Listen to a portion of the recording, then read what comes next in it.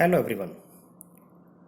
Guarantee for minimum share of profit के कुछ questions को हम और डिस्कस कर रहे हैं आज, तो ध्यान से देखिए उन क्वेश्चंस को। एक एग्जांपल हमने इसमें लिया, P and Q were partners in a firm sharing profits in the ratio 5:3।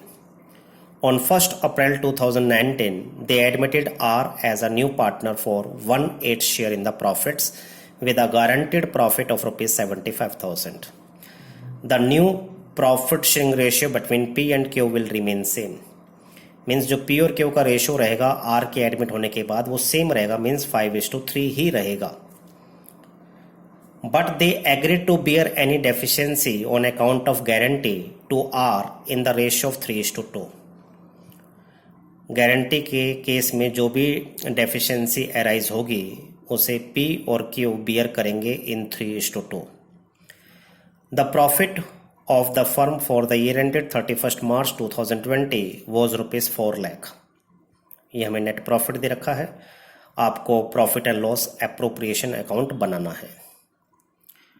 तो ये क्वेश्चन बेस्ड है जब हम किसी नए पार्टनर को गारंटी देते हैं। तो इस क्वेश्चन में हमें कहीं पर भी आर के एडमिशन के बाद पी क्यू एंड आर का प्रॉफिट शेयरिंग रेशियो नहीं दे रखा, मीन्स न्यू रेशियो नहीं दे रखा। तो ऐसे क्वेश्चंस को अटेम्प्ट करने के दो तरीके होते हैं, या तो हम न्यू रेशियो फाइंड आउट करें। बेसिकली जो न्यू रेशियो की कैलकुलेशन है वो आपको admission of a new partner में समझाई जाएगी। तो यहां पर बिना न्यू रेशियो कैलकुलेट किए किस तरीके से आपने प्रॉफिट का डिवीजन करना है ये आपको बताया गया है। तो जब हमने profit and loss appropriation account तैयार किया for the year ended 31 March 2020 का, तो क्रेडिट साइड में सबसे पहले हमने नेट प्रॉफिट दिखाया by profit and loss account ₹4 lakh. ये जो ₹4 लाख का नेट प्रॉफिट है यही हमारा डिविजिबल प्रॉफिट है। तो जब एक नए पार्टनर को हम गारंटी देते हैं तो सबसे पहले हमें न्यू पार्टनर का डिविजिबल प्रॉफिट में शेयर फाइंड आउट करना चाहिए। तो R का शेयर इन प्रॉफिट हो जाएगा 4 लाख इंटू 1/8, क्योंकि R एडमिट हुआ था 1/8 शेयर के लिए। तो 4 लाख का 1/8 हमने फाइंड आउट किया तो हमारे पास आ गया ₹50,000। तो R का प्रॉफिट में शेयर हमें पता चल गया 50,000 है। अब 4 लाख के डिविजिबल प्रॉफिट में से R को 50,000 देना है, तो बाकी का जो बैलेंस बच गया 3,50,000 मीन्स 4 लाख माइनस 50,000। जो बैलेंस प्रॉफिट हमारे पास 3,50,000 है वो पी एंड क्यू का है, जिसे पी एंड क्यू अपने profit sharing ratio that is 5:3 में डिस्ट्रीब्यूट कर लेंगे। तो पी का शेयर हमारे पास आ गया 3,50,000 इंटू 5/8 इक्वल टू ₹2,18,750 और and Q share equal to 3,50,000 into 3/8 equal to ₹1,31,250। इस तरीके से हम प्रॉफिट को डिवाइड कर सकते हैं। तो यहां पर हमारे पास पी का शेयर हो गया 2,18,750, क्यू का शेयर हो गया 1,31,250 एंड आर का शेयर हो गया 50,000। जबकि हमने आर को गारंटी दी थी for a minimum share of profit of ₹75,000। तो यहां पर हमारे पास उसका एक्चुअल शेयर 50,000 आ रहा है, तो यहां पर डेफिशिएंसी आपके पास हो गई ₹25,000 की।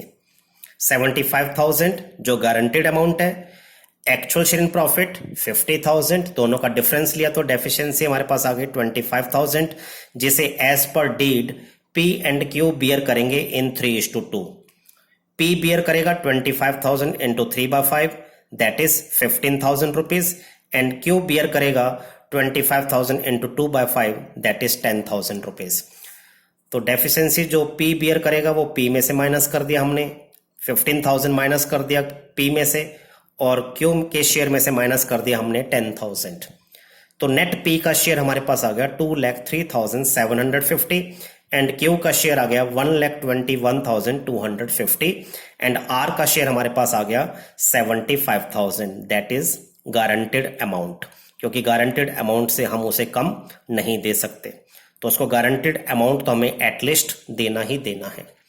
तो इस तरीके से इस क्वेश्चन को हम सॉल्व कर सकते हैं। ये था जब गारंटी हम किसी नए पार्टनर को देते हैं। अब एक एग्जांपल हम और इसमें देखेंगे। X, Y and Z entered into partnership on 1st October 2019। ध्यान से देखिए, एक्स वाई जेड ने जो पार्टनरशिप बिजनेस स्टार्ट किया है वो 1 अक्टूबर 2019 को स्टार्ट किया है। मीन्स अकाउंट तो हमारे 31 मार्च को क्लोज होंगे। इट मीन्स बिजनेस जब आपका ड्यूरिंग द ईयर स्टार्ट होता है तो यहां पर उनका जो बिजनेस है उसका टाइम पीरियड है 6 मंथ्स। 1 अक्टूबर 2019 को स्टार्ट किया और हमारे अकाउंट क्लोज होते हैं 31 मार्च 2020 को।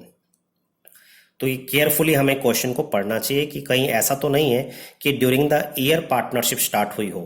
तो ये क्वेश्चन इसी पर बेस्ड है कि 1 अक्टूबर 2019 को इन्होंने पार्टनरशिप का बिजनेस स्टार्ट किया, जिसमें उनका प्रॉफिट शेयरिंग रेशियो था 4:3:3। X personally guaranteed that Jet's share of profit after charging interest on capital at the rate 10% per annum would not be less than rupees 80,000 in a year। किसी भी साल Z का share 80,000 के profit से कम नहीं होगा। Capital contributions आपको given है एक्स का, वाई का और जेड का। मत मीन्स जब उन्होंने बिजनेस स्टार्ट किया 1 अक्टूबर 2019 को तो ये उनकी कैपिटल कॉन्ट्रीब्यूशन रही है। Profit for the year ended हमें दे रखा है, पहले साल का हमें प्रॉफिट दे रखा है और पहले साल जो हमारा बिजनेस रहा वो 6 मंथ्स का बिजनेस रहा है और इस 6 मंथ्स के टाइम पीरियड में हमारी फर्म ने 1,60,000 का प्रॉफिट अर्न किया। आपसे कह रहा है prepare profit and loss appropriation account. तो हमने profit and loss appropriation account तैयार किया for the year ended 31 March 2020। By profit and loss account करके हमने नेट प्रॉफिट दिखाया 1,60,000। डेबिट साइड में हम दिखाते हैं interest on capital. Interest on capital हम जो देंगे वो 6 मंथ्स का देंगे, क्योंकि बिजनेस स्टार्ट किया 1 अक्टूबर 2019 को और क्लोज हो रहे हैं अकाउंट्स हमारे 31 मार्च 2020। तो there is a gap of 6 months और इंटरेस्ट रेट हमारे पास 10% पर एनम है। जब मैंने आपसे कहा था रेट पर एनम होता है तो टाइम को कंसिडर किया जाता है। तो यहाँ पर 6 मंथ्स हम कैलकुलेट करेंगे इंटरेस्ट ऑन कैपिटल के लिए। 3 लाख का 10% होता है 30,000, तो 6 मंथ्स का हो गया 15,000 इंटरेस्ट ऑन कैपिटल। और वाई की कैपिटल है 2 लाख और 2 लाख का 10% 20,000 हम 6 मंथ्स का इंटरेस्ट देंगे तो आ जाएगा 10,000। और जेड की कैपिटल 1,50,000 जिसका 10% होता है 15,000, 6 मंथ्स का हमारे पास आ जाएगा 7,500। तो टोटल इंटरेस्ट ऑन कैपिटल हमारा बन गया 32,500। तो नेट प्रॉफिट में से इंटरेस्ट ऑन कैपिटल देने के बाद हमारे पास divisible profit as a balancing figure आ जाएगा 1,27,500। इस डिविजिबल प्रॉफिट को हम पार्टनर्स में एक्स वाई जेड में उनके profit sharing ratio that is 4:3:3 में डिस्ट्रीब्यूट कर देंगे। जब हमने उसको डिस्ट्रीब्यूट किया तो एक्स का शेयर आपके पास आ गया 51,000, वाई का शेयर आ गया 38,250 और जेड का शेयर आ गया 38,250। अब जेड को हमने गारंटी दी थी 80,000 minimum profit in a year, ये साल के प्रॉफिट की गारंटी है। जबकि बिजनेस आपका 6 मंथ्स चला है तो 6 मंथ्स की गारंटी पहले आप चेक करेंगे। Guarantee for minimum share of profit to Z 80,000 into 6/12, तो 6 मंथ्स की गारंटी हो गई 40,000 की। जबकि एक्स का 6 मंथ्स के प्रॉफिट में एक्चुअल शेयर है उसका 38,250। There is a deficiency of ₹1,750 and this deficiency as per the deed will be borne by X personally। इसे X personally bear करेगा तो X के शेयर में से हमने 1,750 माइनस कर दिया और Z के शेयर में 1,750 हमने ऐड कर दिया। तो इसका तो 6 मंथ्स का मिनिमम गारंटेड अमाउंट आ गया 40,000 रुपीज और X का नेट शेयर आपके पास आ जाएगा 49,250। Y के शेयर में से आपने कुछ भी माइनस नहीं करना क्योंकि Y is not a guaranteeing partner और डेफिशिएंसी सिर्फ X ही बियर करेगा।